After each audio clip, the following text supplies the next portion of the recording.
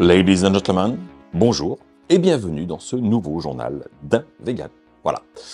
Merci d'être toujours fidèle au rendez-vous. Alors je vais commencer la semaine par une petite mise à jour par rapport au journal de la semaine dernière. En effet, lors de mon sujet sur les sandwichs de chez Paul, j'en avais profité pour vous dire qu'il y avait un problème d'arrêt des croissants véganes. C'est ce qu'on m'a dit, affirmé dans boutique, en disant ça ne marche pas, on arrête. Et c'est pour ça que je l'avais partagé avec vous, avec toute ma déception.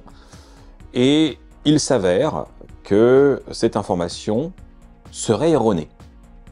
Et oui, l'un d'entre vous, un indicateur, a contacté Paul via Twitter et a eu une réponse comme quoi, non, il n'avait pas arrêté et qu'il travaillait au contraire à faire en sorte que ce soit dispo partout. C'est déjà une très bonne nouvelle. Malgré tout, je reste un petit peu en demi-teinte parce que ça veut dire que Paul n'a pas les mêmes références partout au même niveau et que il doit y avoir une sorte de liberté de gestion selon les boutiques. Pour ceux qui connaissent un peu Paris, je m'étais rendu dans le pôle de la rue de Bussy, qui est un pôle particulièrement grand, avec même un restaurant pôle attaché. À la base, je comptais même déguster sur place, ce qui n'était pas possible. Mais donc, on est quand même sur un très grand pôle au centre de Paris, et me dire que ça ne marche pas du tout et qu'ils les ont arrêtés, je suis un peu étonné. Mais bon, voilà, j'accepte l'information et c'est comme ça. Maintenant, continuez à aller dans les pôles voir si vous trouvez vos croissants, si vous en voulez. Insistez aussi potentiellement dans les pôles où ils n'en ont pas, pour dire que, voilà, où il y a de la demande, que vous en voulez. Et peut-être que ça permettra une meilleure diffusion. Voilà, je suis désolé pour cette erreur. J'aurais pu vérifier, mais le vendeur était tellement catégorique sur le fait que ça ne marchait pas, que c'était arrêté, et apparemment partout, que je l'ai cru sur parole, et que voilà. Après tout, à la base, c'était un produit censé être temporaire pour le Veganuary, et on n'est plus en janvier. Donc, bref, maintenant vous savez. Et on va commencer notre journal sur des sujets divers et variés, comme il se doit. Allez, petit effort de mémoire pour les plus fidèles d'entre vous. Lors de mon passage à Lyon pour le CIRA, j'avais présenté différents simili carnets, plus ou moins innovants, plus ou moins connus.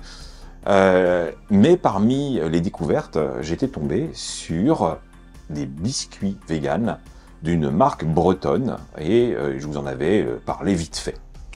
Eh bien, Calamos, c'est son nom, ils m'ont recontacté et pour m'envoyer tous leurs produits, pour que je les goûte. Ce qui est plutôt cool, Donc, je ne vais pas tout goûter, mais je vais quand même vous présenter les choses, parce que, alors très honnêtement, le peu que j'ai goûté, c'était très bon. Allez, on y va, on va découvrir ça.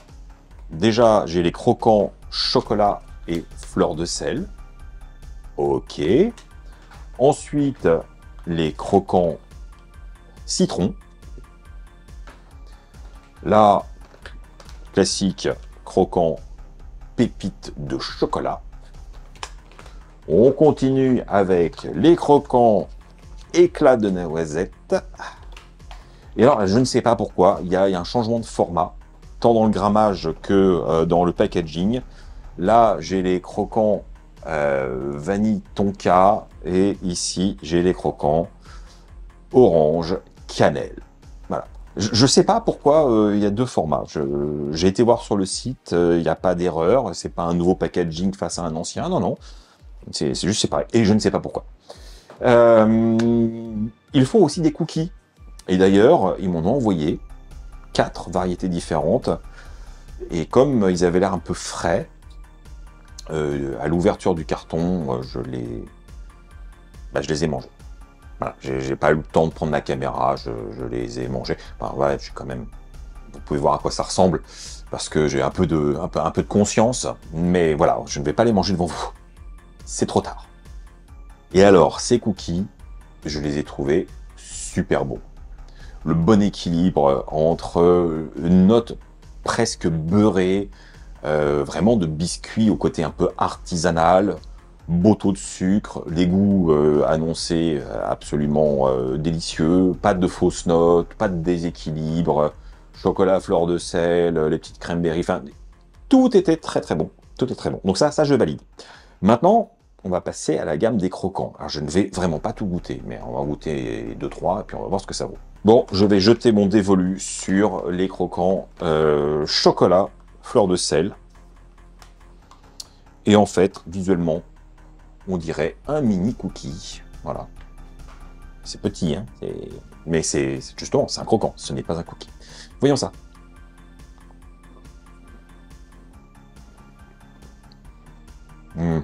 Oui. Alors déjà, c'est pas du tout redondant avec les cookies en termes de mâche, de texture et de sensation en bouche.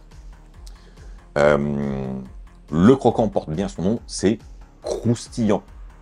On n'a pas ce côté un peu moelleux du cookie, cette tendresse. On a quelque chose de beaucoup plus sec en bouche. Alors sec au sens agréable du terme. Le goût est franc, j'ai bien le chocolat, j'ai la petite pointe de fleur de sel qui donne du relief. C'est très agréable. J'en ai pris qu'un. Face à vous, j'en ai pas repris. Mais j'ai envie. Donc ça, c'est plutôt bon signe. Et je vais me réserver pour goûter les autres et en parler. Mais en tout cas, chocolat, fleur de sel, ça, c'est validé. Je trouve ça vraiment très réussi et agréable.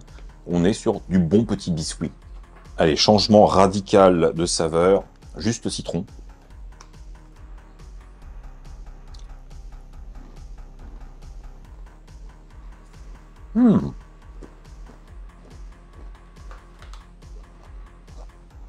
Non, oui, ça tient ses promesses. J'ai un goût citronné. On retrouve un petit fond de pointe de sel derrière, que je trouve vraiment très très important dans ce type de biscuit, parce que ça donne vraiment du relief. Le croustillant est là. On retrouve une note beurrée, même s'il n'y a pas de beurre, hein, mais vous comprendrez, côté un peu gras gourmand. C'est très agréable, il y a beaucoup de longueur sur le palais. Et je regardais la composition. On est vraiment sur des choses sans chichi, hein. Farine de blé, huile de coco désodorisée, sucre de canne, jus de citron, jus de soja français, bon, du lait de soja, arôme naturel de citron, sel. Ah, c'est tout. Rien de plus. Allez, je continue, hein, je résiste pas. Croquant, éclat de noisettes. On voit bien qu'il y a des petits morceaux de noisettes.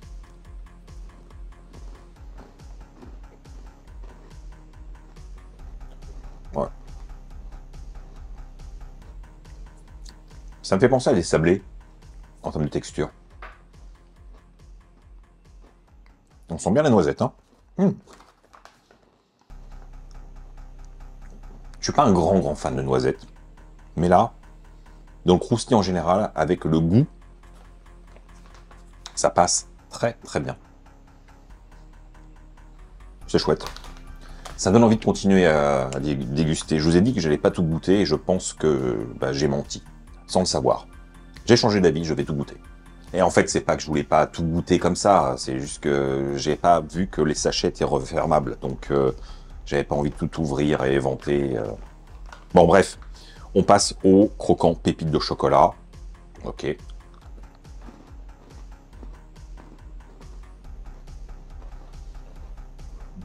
On est toujours sur la même base. On a un goût commun, hein. Toujours ce que j'appelle moi cette note beurrée, la petite pointe de sel, la sucrosité qui est identique. Mais voilà, le citron a son identité, la noisette aussi, la pépite de chocolat n'a rien à voir.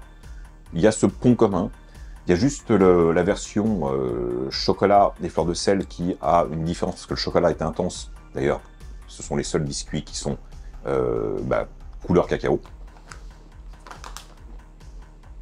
Donc lui, il a une différence. Là, la pépite de chocolat, c'est pas redondant. Et ça fonctionne, et c'est très bon. Allez, on continue, croquant, vanille et tonka. Voilà, tonka, c'est quelque chose que j'aime beaucoup. Bon. C'est un goût qui est reconnaissable immédiatement. Ah, ça. Je pense que Laura, elle va adorer. La tonka est juste parfaitement équilibrée, sublimée par la vanille qui est derrière. Vraiment très très bien. Pour ceux qui ne connaissent pas la fève tonka, c'est un goût naturel qui fait penser au goût du carambar. Voilà. Ce côté caramel ambré, c'est ce qu'on retrouve. Ah, c'est très très bien. C'est très très très bien. Je veux dire que c'est mon préféré là tout de suite maintenant, j'avoue. Et dernier croquant de la gamme, je les aurais tous faits finalement, c'est le croquant donc orange cannelle.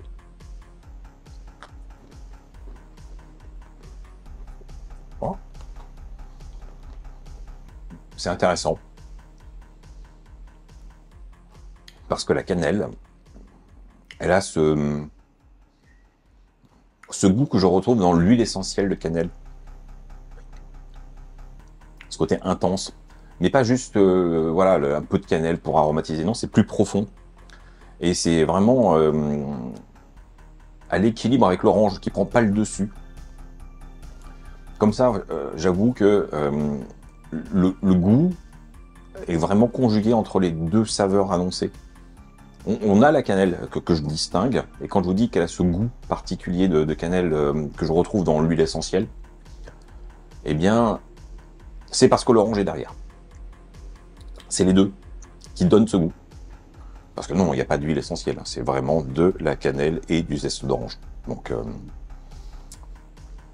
c'est super intéressant. C'est très bon, c'est très bon. Bah, je me répète, mais il faut le dire, c'est des bons produits.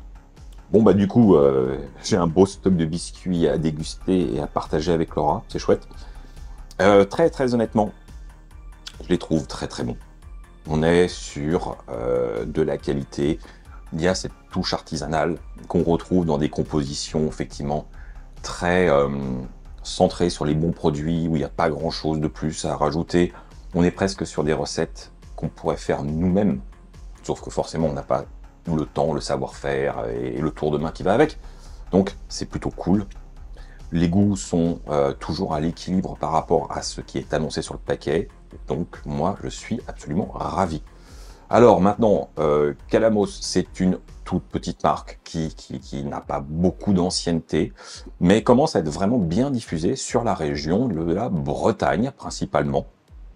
Mais je vous invite vraiment à aller sur leur site parce qu'ils ont un onglet où vous trouverez les points de vente et voir s'il y a quelque chose autour de chez vous. Si vous êtes dans le sud, pour l'instant, je crois que c'est mort. Mais en sortie de la Bretagne, je pense qu'il y a 1 ou 2 points de vente à Paris.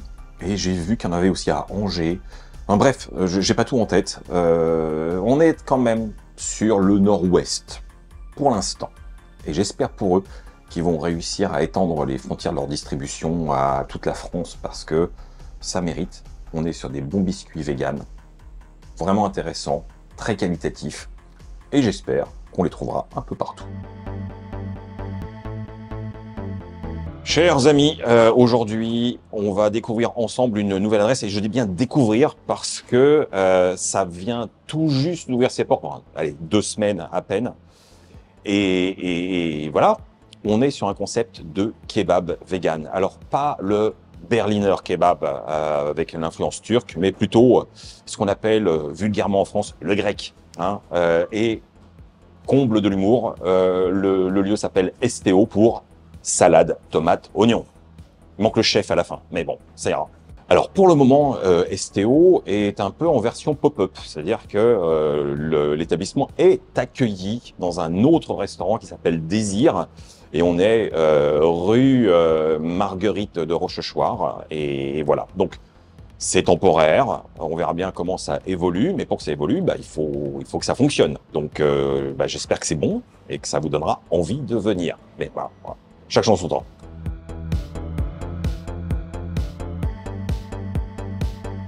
Alors, on est sur une carte voilà, très minimaliste. Donc, on a le kebab, les frites, normal, hein, ça va de pair. On a aussi des nuggets et aussi des bananes plantains. Voilà, c'est tout.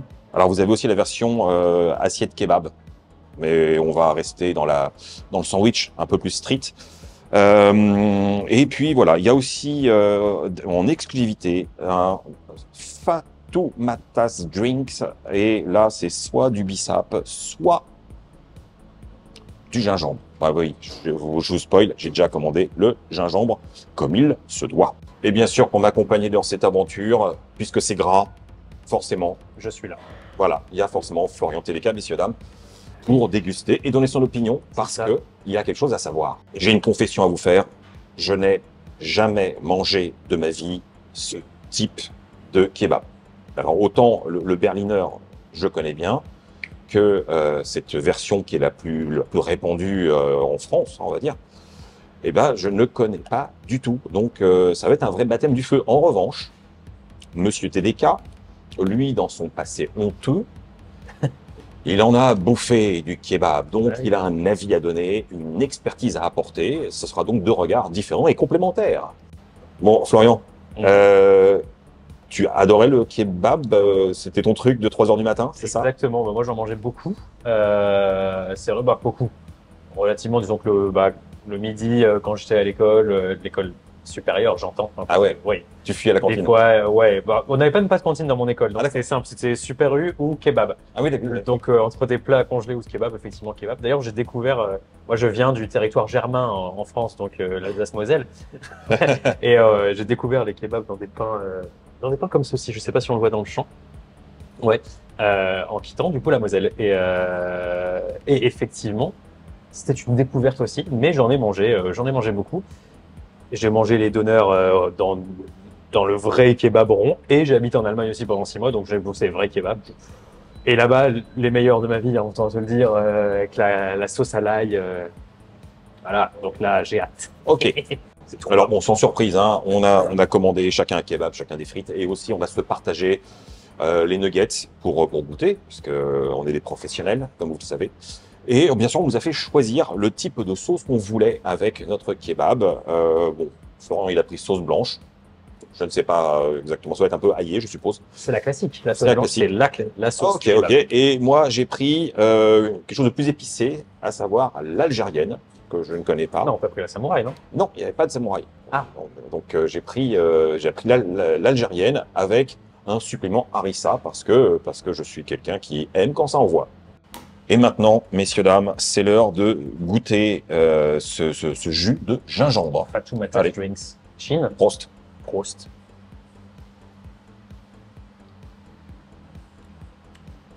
Mmh. Je pense que c'est 100% gingembre. Il n'y a pas de. Il y a un peu de sucre quand même. Ah, oui, léger. Oui, et puis il y a de l'eau aussi. C'est mieux. C'est mieux. C'est pas Moi, j'aime bien les shots de gingembre pur. C'est vrai, mais il y a toujours un peu d'eau. Non, Non, ah ouais, si tu prends juste du gingembre, la racine, et que tu la passes à l'extracteur de jus, Ah oui, oui. c'est du Oui, concentré pur. Bon. C'est très bon. C'est très bon, c'est puissant. Le gingembre est bien assumé, c'est pas trop sucré, c'est très frais, C'est juste. c'est bien poivré en bouche, ça réveille. C'est stimulant. On va pas faire la sieste après manger, quoi. Non, c'est bon pour notre défense immunitaire. Voilà.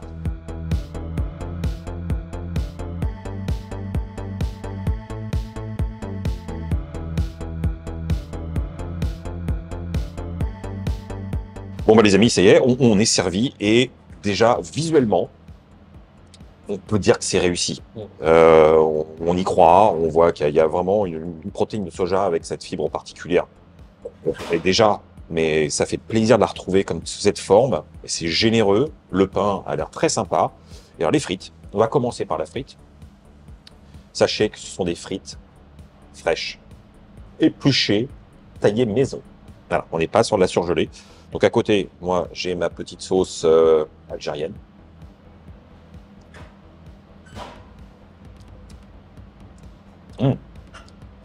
La sauce est bonne. La sauce est bonne. La frite est bonne. J'ai quand même goûté la sauce blanche de Florian parce que il m'a proposé de le faire. Ah, c'est très frais. Effectivement, côté aromate, menthe. C'est ce qu'on aime dans le kebab parce que ça rafraîchit le gras, tu vois. C'est pas mal. Florian, à toi l'honneur. Ouais. Le premier croc, c'est pour toi. Allez. Oh là là, quelle bouche. Oh là là.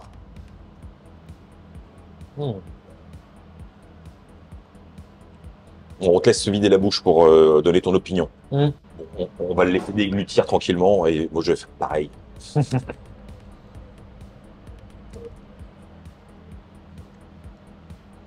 Mmh. On a eu la même réaction pour l'instant. Mmh. Mm. Bon, alors, qu'est-ce que t'en penses? Alors déjà, avant de donner mon avis, je vais goûter cette sauce Big Mac, cette fameuse sauce Biggie. Ah oui, tu t'attaques le nugget direct, toi. Bah, j'ai envie de découvrir et de donner un avis. Vas-y.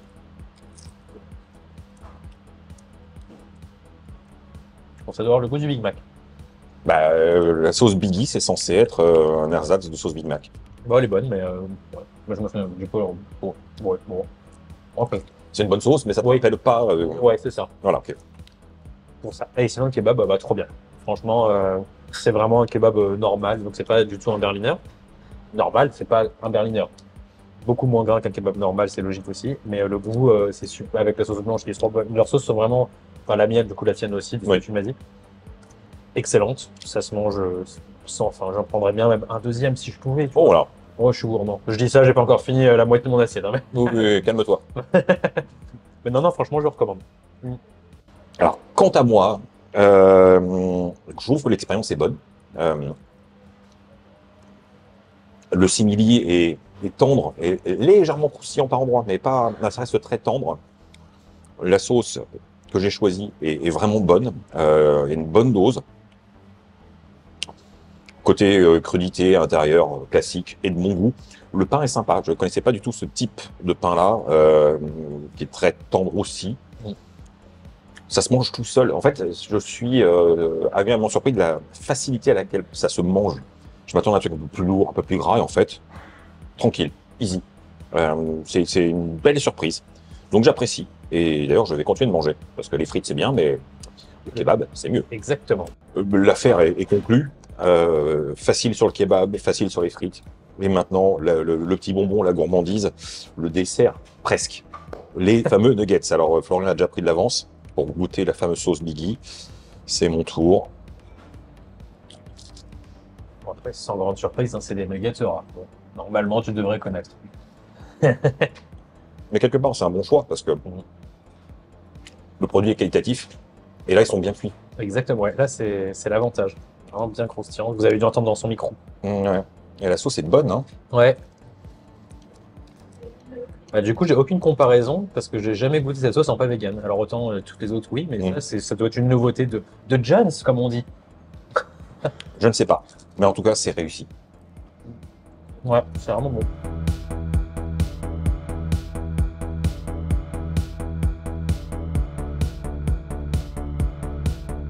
Bon, et comme ce n'est jamais assez, il est temps de finir sur un dessert. Et comme on nous propose un tiramisu vegan, comment refuser? Voilà, présentation Vérine. Voyons. Belle mousse, enfin, belle crème, je veux dire.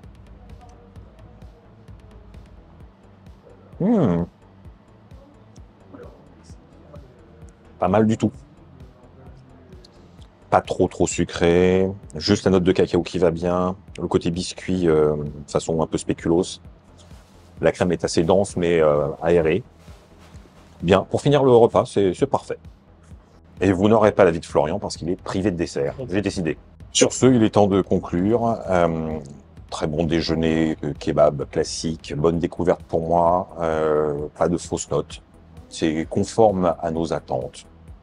Rien à redire. C'est que du positif.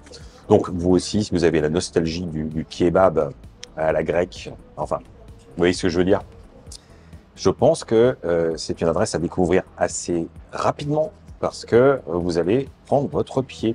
Vous allez retrouver des traceurs qui vous évoquera des bons souvenirs. Et ça, eh ben, c'est les premiers à le faire. C'est pas les premiers à faire du kebab, ça c'est clair. Mais du kebab de ce style, oui. Donc, testez et vous m'en direz des nouvelles.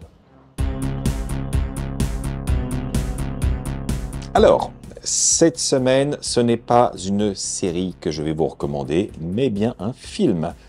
Et plus exactement, un teen movie. Oui, ça fait longtemps que je ne me suis pas adonné à ce plaisir coupable. Le film est sur Netflix et il s'appelle Metal Lords. Et vous l'aurez certainement compris, on va parler métal, la musique, hein, pas les matériaux. C'est un teen movie qui reprend les archétypes des lycées américains avec l'oppression qu'il peut y avoir sur place, des brutes contre les gens qui sont un peu plus alternatifs. Et c'est ce qu'on va suivre, deux adolescents qui ont un groupe de métal, ce qui n'est apparemment pas du tout populaire, et ils veulent se livrer à une battle avec d'autres groupes du lycée. Et il va s'en suivre des situations assez pittoresques, bien sûr.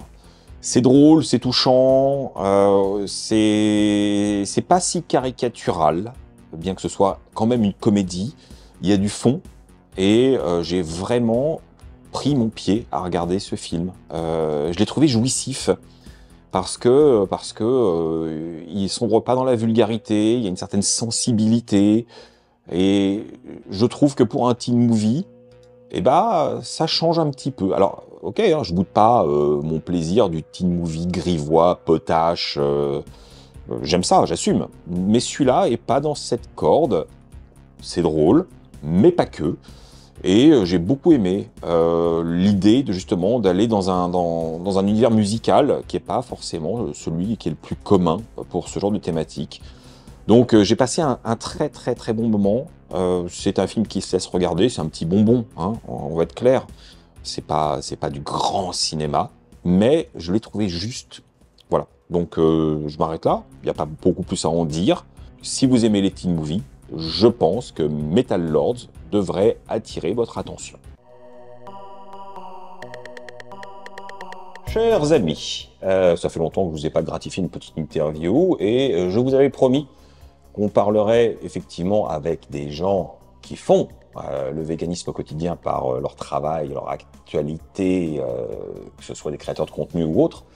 Mais aujourd'hui, j'ai envie qu'on aille du côté de l'entreprise, parce que c'est ce qui fait en sorte que notre véganisme est aussi facile à vivre au quotidien. Donc il y a des gens, heureusement, qui ont des idées et qui les mettent en pratique. Et aujourd'hui, j'ai le plaisir de recevoir Benjamin Elion, un des cofondateurs de Eathic, dont je vous ai déjà parlé. Cher Benjamin, merci de répondre à mes petites questions aujourd'hui. Avec plaisir. Bon, ce n'est pas un mystère, on se connaît déjà depuis un petit bout de temps, depuis la création de Eathic, finalement, puisque tu m'avais contacté pour me parler de ton projet et de tout ce qu'il y avait derrière. Et on est devenus potes. Exactement, c'est 2 ans et demi déjà. Et ouais. C'est vrai que moi au début je débarquais un petit peu aussi, j'avais besoin de conseils. Et merci d'avoir été là pour m'aider un petit peu et m'orienter sur certains choix aussi, à des moments où... Ben, on va en parler, on va voir si ça a porté ses fruits. Mais avant tout, pour nos chers spectateurs qui ne te connaissent absolument pas, puisque toi tu es un homme de l'ombre finalement, depuis quand tu as arrêté de manger de la chair animale? Question traditionnelle. Ça fait 5 ans, je dirais, peut-être un peu plus, parce que j'ai quand même été végétarien assez longtemps, mais la particularité, c'est que j'ai été élevé aussi végétarien. Tu es un végétarien de naissance? Je suis un végétarien de naissance. En fait, ma mère était végétarienne, mon père ne l'était pas. Et en fait, ma mère était plus que juste végétarienne, elle était assez activiste. Elle a écrit un livre assez référence à l'époque qui s'appelle « Être végétarien, pourquoi, comment ». Et à l'époque, on vendait de la spiruline. Et on vendait de la spiruline sur les marchés. Moi, j'allais souvent avec ma mère sur les marchés.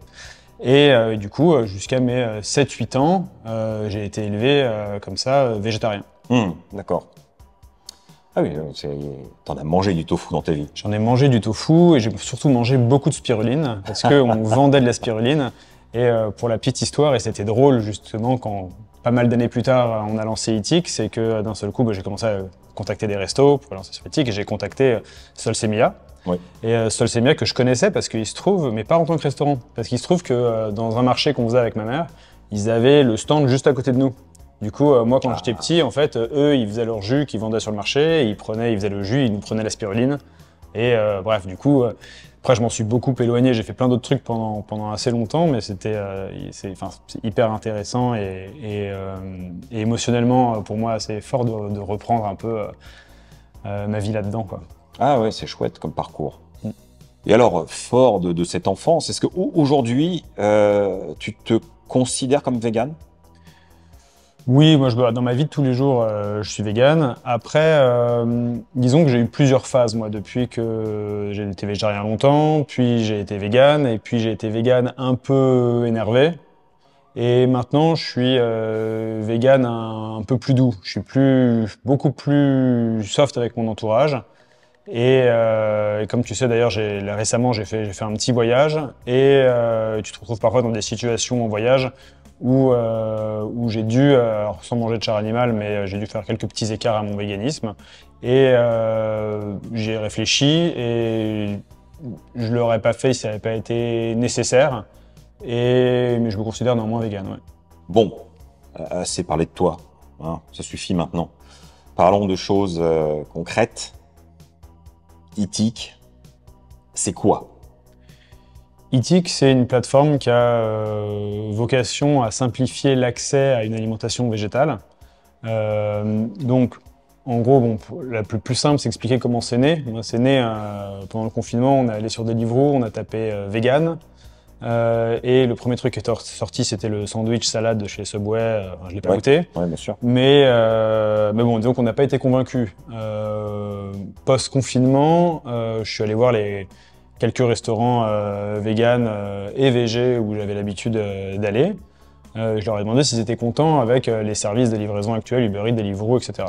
Ils m'ont dit que pas du tout, qu'on les voyait pas, que la plupart des gens qui commandaient chez eux sur ces plateformes, c'est des gens qui étaient déjà clients et qu'ils allaient les chercher, que sur le chemin, il y avait plein de promos, de trucs dégueulasses. Donc on s'est dit, tiens, ça peut être intéressant, vu que y a un problème, moi en tant que consommateur, et il y a visiblement un problème pour les restaurateurs, on va créer la solution.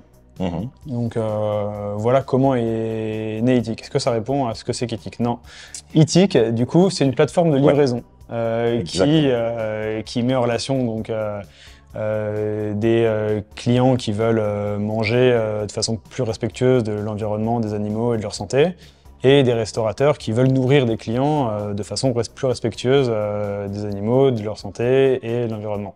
Du coup, on réunit... Convergence entre les deux intérêts. Exactement. On facilite ça, et du coup, on coupe un peu l'herbe sous le pied à Uber Eats et Deliveroo, dont le but est principalement de nous vendre du McDonald's. C'est-à-dire, il faut savoir que 60 ou 70% du business de ces plateformes sont faits sur McDonald's, donc ils sont hyper dépendants, qui payent des commissions qui sont ridicules par rapport à ce que un restaurateur classique va payer, voilà. Nous, on essaie de simplifier ça, on essaie d'y mettre un peu d'éthique. En fait, aujourd'hui, l'habitude de consommation, elle existe, elle va faire que s'amplifier. L'idée, c'est de pouvoir permettre aux gens de le faire, mais de le faire mieux. Bon, je me souviens quand même qu'au lancement d'Eathic, il y a quand même pas mal de gens qui râlaient parce que Eathic, c'était très centré sur Paris et qui se sentaient complètement exclus de la démarche. Et finalement, Eathic, vous avez essayé d'aller sur le terrain des villes de province. Mais qu'est-ce qu'il en est aujourd'hui? Alors, on a essayé, on essaye toujours. On le fait parce qu'il le faut. Pour l'instant, aller sur les villes de province, c'est pas nécessairement rentable pour la société. Parce que faut déployer toute une com sur place, qu'il n'y a pas nécessairement suffisamment de restaurants, on n'est pas suffisamment connu là-bas. C'est, entre guillemets, je vais schématiser, mais c'est aussi difficile de lancer à Aix que de lancer à Londres, si tu veux. Il faut créer toute une démarche pour une nouvelle ville. Bon, Londres, c'est un peu particulier, parce qu'en plus, il faudra tout traduire, etc. Bref. Mais d'ailleurs, on aimerait beaucoup un jour lancer à Londres et lancer dans d'autres pays. Passer à l'international aussi, bien sûr. Dans les projets. Ouais, c'est dans les projets. Mais aujourd'hui, on livre quand même plusieurs grandes villes, hein, Lyon, Lille, Bordeaux. On aimerait aller plus vite. On a eu beaucoup de contacts dans le sud de la France. Moi, j'ai été hyper étonné de voir à quel point la scène végane est active à Nice. Parce qu'avant de travailler dans le véganisme, j'étais pas du tout au courant de ça. Et pourtant, j'ai passé beaucoup de temps à Nice quand j'étais jeune. Mais bon, j'étais passé à côté. D'accord. Et donc j'aimerais beaucoup aller à Nice. En plus, aller développer Eathic à Nice, ça me permettrait de passer du temps à Nice, ce qui est jamais désagréable. Ah voilà, il y a quand même un intérêt personnel. Toujours un petit intérêt personnel. Faut aimer ce qu'on fait. Bah oui, t'as raison. T'as raison. Mais donc aujourd'hui, l'idée de se développer hors de la région parisienne n'est pas du tout abandonnée. Ouais, bien sûr. Mais c'est compliqué. Bien sûr, mais c'est compliqué parce qu'en fait, on se rend pas compte de toute la logistique qu'il y a derrière une marque comme Eattic. On n'est pas des centaines du tout, hein, mais justement on est assez peu à faire beaucoup de travail. Et lancer lancer ailleurs, ça demande tellement d'efforts aussi logistiques, mais aussi de communication, d'investissement. En fait, ça coûte beaucoup d'argent. Et du coup, faut le faire avec le bon tempo. Là, en plus, on est dans une période économique, je parle pas d'Eattic, mais globale, qui est assez compliquée. Du coup, ce serait pas forcément d'ailleurs le meilleur moment. Nous, nos stratégies aujourd'hui, c'est de consolider notre présence et notre communauté, que ce soit client ou restaurant, à Paris et dans d'autres grandes villes en France. Et dans un deuxième temps, une fois qu'on aura cet appui-là, on pourra aller proposer notre service ailleurs. Bien sûr, ouais. Chaque chose en son temps, quoi. C'est ça. Alors du coup, ça se passe comment par rapport aux autres services, aux autres plateformes et apps concurrentes? Donc tu disais, style Deliveroo, Uber Eats et compagnie. Eattic réussit à sortir un petit peu son épingle du jeu et à trouver sa clientèle. Oui, alors je pense qu'on a une base quand même d'utilisateurs de soutien qui commandent que sur Eattic, qui commandent régulièrement, qui ne passent jamais par les autres plateformes, qui sont là. Après, il y a beaucoup de gens, je pense, qui continuent évidemment à utiliser Uber Eats, Deliveroo, et on a au moins la moitié de nos restos qui sont sur les différentes plateformes, même si on a de plus en plus de restaurants qui sont en exclusivité chez nous, ce qui aide énormément. Donc oui, on sort notre épingle du jeu, mais si on veut que Uber Eats et Deliveroo fassent ce qu'ils essaient de faire parfois, mais plus de moves sur l'aspect éco-responsable, sur l'aspect éthique animale, faut qu'ils en aient le besoin, quoi. Donc il faut qu'on commande moins chez eux. Aujourd'hui, est-ce qu'on leur fait peur? Je pense pas. Non. Ça reste la niche. Est-ce qu'ils devraient avoir peur? J'espère que oui. Oui, mais ça dépend finalement que du consommateur. Oui, bien sûr. Nous, on apporte la solution. On fait le maximum pour que le service soit bon et de faire connaître aux consommateurs notre solution. Ensuite, on peut pas passer commande pour eux et on peut pas faire des promos tout le temps comme beaucoup de consommateurs l'attendent et comme Uber Eats est souvent capable de le faire. On n'a pas du tout les mêmes moyens et on n'a pas du tout les mêmes objectifs. Non, c'est clair, c'est des entreprises qui n'ont pas peur de travailler à perte. Alors, c'est Uber Eats travaille à perte, ouais. Ce qui rend la chose très difficile pour Deliveroo qui ne peut pas travailler à perte pour ces raisons d'investissement, comme ils ont ouvert leur capital, blablabla. Ils peuvent pas travailler à perte, du coup ils ont vachement de mal à suivre Uber Eats sur les promos. Nous on est encore dans une complète haute catégorie. Vous êtes au niveau de l'artisanat quand même. On est un peu au niveau de l'artisanat, clairement. Ouais, c'est ça, c'est la petite équipe passionnée qui se remonte les manches, mais qui n'a pas beaucoup d'aide extérieure. Ouais, on a eu de la chance quand même parce qu'on a réussi à faire des petites levées de fonds et du coup maintenant on est aussi un peu conseillé. En plus tous nos investisseurs sont en Eatness, sont des business angels qui sont soit de base soit convertis dans l'éthique et dans le durable, donc ils veulent faire que des investissements. Donc c'est aussi pour ça qu'ils ont cru en nous et c'est génial d'avoir ces aides-là. Donc on commence à avoir un peu d'aide, mais en fait les seules personnes qui peuvent vraiment nous aider, c'est les gens qui commandent sur Uber Eats et Deliveroo, des restaurants qui sont chez nous. Bien sûr. Mais alors du coup, est-ce que tu as une vision aujourd'hui du profil justement des consommateurs, des clients, ceux qui commandent régulièrement sur Eattic? C'est une grosse portion de végétariens, de véganes, où il y a aussi a priori des gens qui sont dans un régime encore carné, mais... Alors ça va être beaucoup d'intuition, mais on a quand même fait quelques petits sondages utilisateurs. Donc ça n'engage que ceux qui répondent. Donc en fait, la réponse, elle est la moyenne des gens qui ont répondu et pas la moyenne des gens qui commandent. Mais il y a beaucoup de gens qui ont répondu, qui se disent en gros omnivores, mais qui vont sur Eattic pour pas se tromper de chemin en route, quoi, pour être sûr de... Voilà, ils se disent, voilà, en gros, s'ils commandent 3 fois par mois, ils se disent, 1 fois par mois, c'est sur Eattic. Comme ça, au moins, ils ont fait ils ont fait quelque chose. Mais ce qui est déjà pas mal. Après, je pense qu'on a quand même une grosse communauté végane assez installée et depuis le début et qui comprend notre démarche et qui soutient notre démarche. Ça, je pense que c'est quand même une grosse partie. Évidemment, après, pas mal de gens en transition, pas mal de végétariens.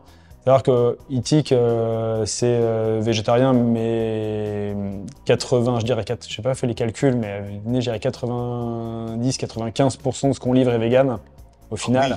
Donc en fait, mais c'est ça qui est bien, c'est que ça permet de dire à des gens qui sont des omnis, qui vont se dire, tiens, tiens, c'est végétarien, ça va, c'est ok pour moi, je peux y aller de temps en temps, et en fait, ils se retrouvent à commander vegan, parce qu'en fait, bon, tu vois pas forcément. En fait, ceux qui font la différence entre vegan et végé sur Itik, c'est les véganes, parce qu'on va cliquer sur le filtre vegan only et on a que du vegan. Ouais. Mais du coup, nous, ça nous permet de laisser la porte ouverte à des gens qui sont pas nécessairement à la base dans cette démarche-là, mais qui s'y engagent. D'accord. D'accord. C'est intéressant. C'est intéressant de savoir si c'est vraiment la micro-niche ou si au contraire, il commence à y avoir des gens qui s'intéressent au sujet de manière un peu connexe. En fait, ça, on l'a presque compris très vite, c'est que pour exister, on doit être soutenu par notre communauté, par notre micro-niche. Mais si on veut changer le monde, il faut faire venir le monde. Le monde. Normal, logique.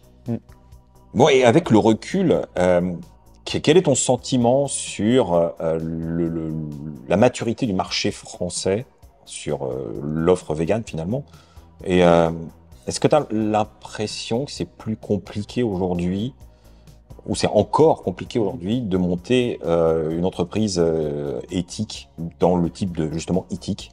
Alors c'est une vaste question. Ah oui. Oui, je pense que le marché français est quand même assez en retard par rapport à beaucoup de pays. Ouais. Quand je parle du projet Itik à des amis américains ou si je croise un anglais ou un allemand, ils vont me dire mais qu'est-ce que vous foutez en France? Pourquoi vous venez pas? Moi je me souviens, je parlais avec une copine justement américaine il n'y a pas longtemps qui me disait mais elle vit sur la côte ouest des États-Unis. Elle me disait mais moi là où je vis il n'y a pas un café où t'as pas de lait d'avoine, ou même le choix de différents types de lait. Ici tu demandes un hot latte quelque part, t'as quand même de grandes chances qu'on te demande ce que c'est. Moi, je suis jamais allé sur la côte ouest des États-Unis. Moi non plus. Mais alors, je veux bien croire que l'offre est plus installée, mais en France, à part le café brasserie PMU à l'ancienne, où effectivement, tu auras certainement du mal à trouver une alternative végétale. Je pense que tous les vrais coffee shops, ils ont tous. Les vrais coffee shops, ouais, mais même Starbucks, toi. Moi, ce qui m'énerve souvent, c'est que la plupart des cafés, même quand tu as l'alternative végétale, tu dois payer un supplément pour ton alternative végétale, alors que si tu prenais du lait normal, tu paierais moins cher. À chaque fois, moi, je m'insurge. Je trouve ça vraiment désagréable. Pas tellement parce que j'ai pas envie de payer plus cher, mais parce que, en fait, tu donnes la prime à la non-éthique. C'est-à-dire, tu pousses les gens à ne pas faire ce qu'il faut. Ben ouais, après, la réalité économique pour le tenancier du lieu, c'est qu'il paye son lait de vache infiniment moins cher que le lait végétal. Si le lait de vache est infiniment moins cher que le lait végétal, c'est des subventions, mais c'est aussi qu'il est parce que malgré tout, moi je consomme plus de lait depuis pas mal de temps, mais d'après ce que j'ai compris, le lait de qualité coûte cher. Mais le lait, s'il n'était pas subventionné, coûterait plus cher que le lait végétal. Mais même aujourd'hui, je crois qu'un lait que tu vas acheter, je sais pas, je crois que moi là où je fais mes courses de légumes, j'en parle à chaque fois, là, au bout du champ, ils vendent aussi des bouteilles de lait. J'ai pas regardé les prix, mais je sais pas, ça m'étonnerait qu'elle coûte moins cher que du lait d'avoine. Ça doit être du super lait entre guillemets, tu vois. Mais peut-être, mais c'est vrai que. Ça veut dire que ça doit être vraiment un truc. Enfin, s'il est vraiment si peu cher, si la différence est si énorme, c'est qu'en plus tu dois vraiment utiliser du lait très bas de gamme. C'est ça. Mais pas forcément. Enfin, c'est compliqué. Enfin, moi qui connais bien le milieu des coffee shops, on en a déjà largement discuté. Il y a des endroits où ils ont décidé d'absorber le surcoût pour eux du lait végétal et le mettre au même prix pour justement pas créer d'inégalité et que le consommateur soit libre de prendre ce qu'il veut. Donc c'est une vraie démarche, mais c'est un effort financier pour eux. Il faut faire une liste de tous ces endroits-là qui font cette démarche-là et qu'on aille les soutenir en prenant le café chez eux.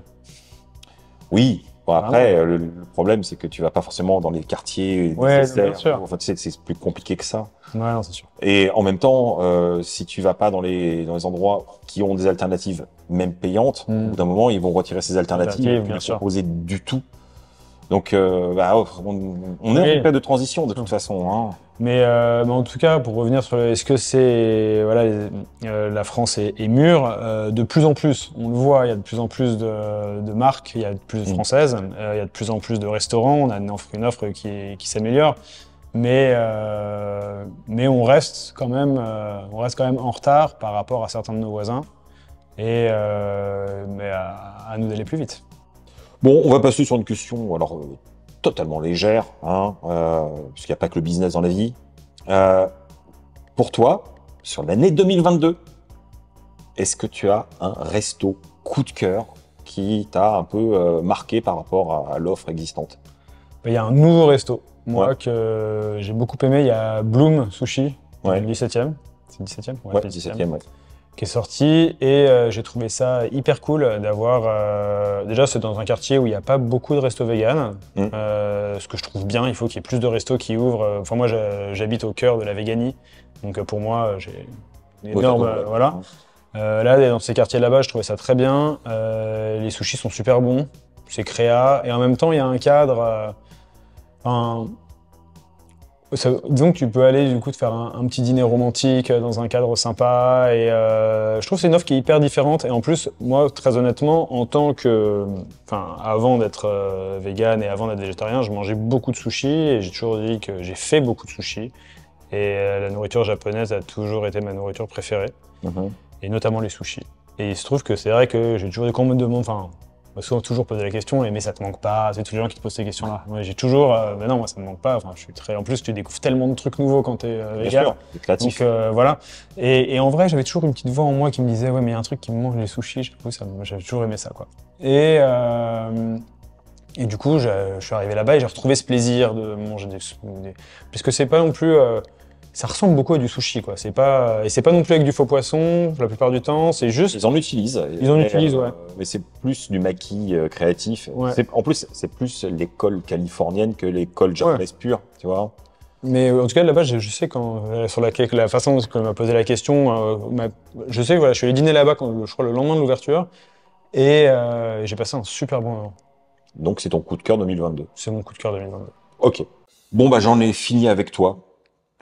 Je n'ai plus rien comme question à te poser face caméra. Et merci d'avoir répondu à tout ça. J'espère que ça aura éclairé un petit peu le concept Itik auprès des gens. Et qu'on comprenne bien que c'est pas juste une entreprise qui surfe sur une vague de tendance, mais plutôt qui est justement un sujet de fond. Parce que c'est assez rapide de faire des raccourcis et de penser qu'une entreprise comme ça vient juste pour... capter une clientèle végane pour une question de tendance, alors que c'est pas du tout le cas, c'est vraiment motivé profondément. Ouais, on est une équipe hyper engagée, et en soi, comme on le disait tout à l'heure, le marché du véganisme en France, il n'est pas encore même tout à fait mûr, disons que c'est pas le genre de truc que tu fais pour gagner de l'argent. Pour l'instant, en tout cas, je gagnais mieux ma vie avant. Ouais, c'est clairement plutôt être dans la locomotive pour faire avancer les choses. Plutôt que de suivre une tendance juste pour en profiter, quoi. Le but, c'est de suivre ses passions, et je trouve que c'est hyper exaltant de faire quelque chose, on a l'impression de travailler pour le bien commun. Alors évidemment, si ça marche et que tu peux en vivre super bien, tant mieux. Mais le plus important, et au départ du projet, c'est de faire quelque chose, qui nous plaît, et qui fait avancer les choses. On va espérer que Itik trouve sa place comme elle le mérite, parce que moi j'y crois en tout cas. Merci, moi aussi. Ouais. J'espère que vous aussi. Et oui, bien sûr. Vous savez, dans la barre d'infos, vous aurez le lien vers le site d'Itik, et vous pourrez télécharger l'application qui est compatible sur iOS et Android. J'en ai déjà parlé, je vais pas me répéter. Je pense que tous ceux qui étaient intéressés l'ont déjà téléchargé, mais pour les petits nouveaux, c'est toujours un bon petit rappel. Maintenant, on vous laisse. Salut.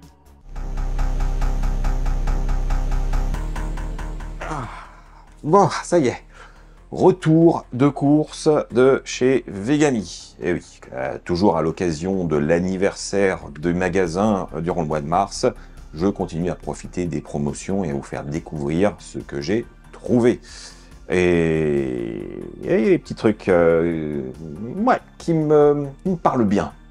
Et voilà le fruit de mes trouvailles. Donc, certaines choses sont en promo, d'autres pas. Certains produits sont en date courte et d'autres, ce sont les promotions anniversaires. En tout cas, c'est l'occasion de faire de bonnes affaires. Donc, qu'est-ce que j'ai pris cette fois-ci? Ceci. V-Byte qui fait un simili haché. D'ailleurs, je ne sais pas si je peux voir mieux que ça. Ah, il y a une texture vraiment intéressante. J'espère que c'est pas trop sec. C'est enrichi en vitamine B12 pour nous autres les carencés. Bref, ça j'ai hâte de goûter parce que c'est des produits que j'aime bien, V-Byte. Et d'ailleurs, je me suis repris, il n'y a pas de promo, le fameux Chicken Style. Donc là, c'est vraiment des morceaux style blanc de volaille. Et ça, j'aime beaucoup cuisiner ça dans des plats, que ce soit grillé ou en ragoût. Ensuite, bon, ça, je vous en ai déjà parlé, New Roots, la fameuse raclette au poivre, 50% quand même. Hein. Là, la semaine dernière, je vous disais que j'avais pris la fondue et que c'était les derniers moments, et on m'a dit que c'était pareil pour la raclette. Donc il y a la classique et la poivre noir qui sont en réduction en ce moment. Donc je me suis fait plaisir. Ensuite, toujours dans les fromages, ça, c'est une suggestion de l'une d'entre vous. Le stracciatto fumé de Pangea, donc c'est une base un peu crémeuse à tartiner et apparemment ça gratine et c'est très bon, mais ça a piqué ma curiosité donc j'ai vraiment envie de goûter ce truc. Alors ça, bon, le Végisson fumé, je vous en ai parlé la semaine dernière et fort de cette bonne expérience, j'en ai repris, j'avoue, profite, hein, 50%.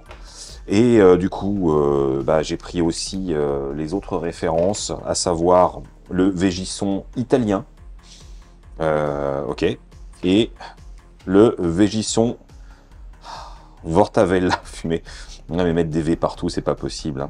Hein. Ok, donc j'ai hâte de goûter, voir si c'est aussi sympa que le Végisson fumé de la semaine dernière. Et enfin, j'ai pris des saucisses d'une marque polonaise, de la marque Well. Kielbaski. Voilà, je ne sais pas ce que ça vaut, hein. Je n'ai aucune idée, je ne connais pas cette marque, mais j'ai trouvé, honnêtement, qu'elles ont une belle taille et une belle allure, donc j'espère qu'elles tiendront leurs promesses. Mais donc je sais, je me répète, mais vous pouvez en profiter vous aussi, soit directement en boutique à Paris, pour ceux qui peuvent, ou alors directement sur le site Vegami. Vous en profiterez vous aussi des mêmes réductions. Et ça, durant tout le mois de mars. Donc faites comme moi, faites-vous plaisir, testez des trucs, c'est l'occasion. C'est quand même pas tous les jours, dans cette période d'inflation, on a des bonnes affaires. D'où l'importance de partager ça avec vous. Bon, et je vais pas vous laisser comme ça, je dois goûter les Végissons, hein, quand même. Donc, on va commencer par le Végisson, j'ai du mal avec ces noms, Végisson italien. Donc là, on a quelque chose d'un peu plus rosé, la texture reste assez ferme, mais me fait un peu penser au Végisson fumé. L'odeur, pas du tout par contre.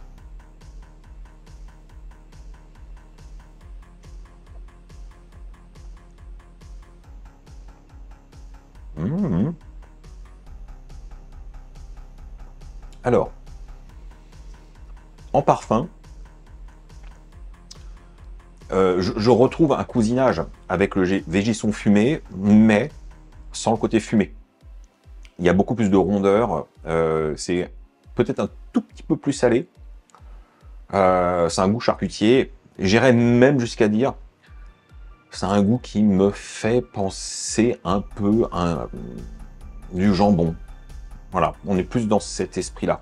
Et donc, ça me fait penser forcément un peu à la mortadelle. Ça marche. Allez, je pense qu'il va pas faire long feu non plus. Hein. Et bien sûr, j'enchaîne avec le Végisson Vortavella fumé. La texture me semble un petit peu différente. Par contre, au niveau de la couleur, je retrouve exactement la même teinte que sur le Végisson fumé. Mais le nez est différent. Donc le goût doit être différent. Et je pense que la mâche doit être différente.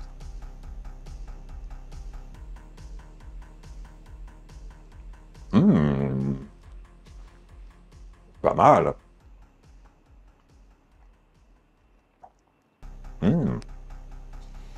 J'ai l'impression que c'est un peu le meilleur des deux mondes entre le Végisson fumé, le Végisson italien. Bah, si on mélangeait les deux, on arriverait à ça. C'est peut-être celui que je préfère des trois. Ok. Bon, bah, c'est une gamme qui tient la route. J'aime beaucoup.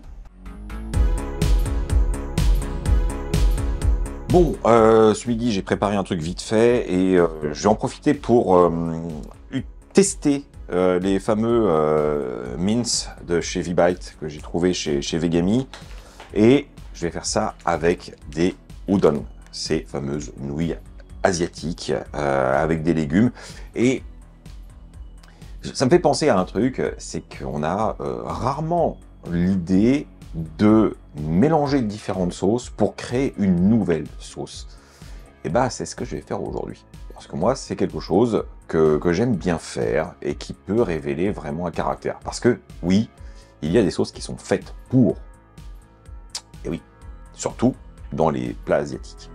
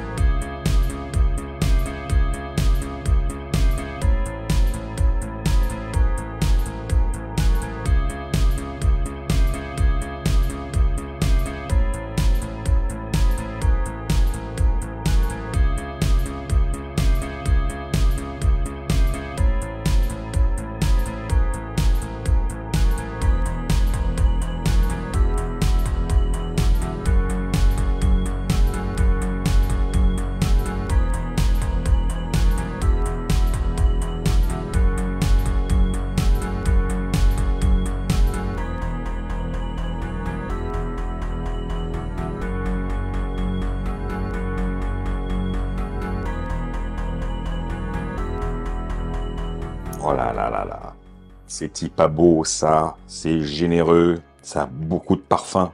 Mais je pense qu'en bouche ça va pas être mal. Allez, c'est l'heure de goûter. Juste prendre un udon. Allez.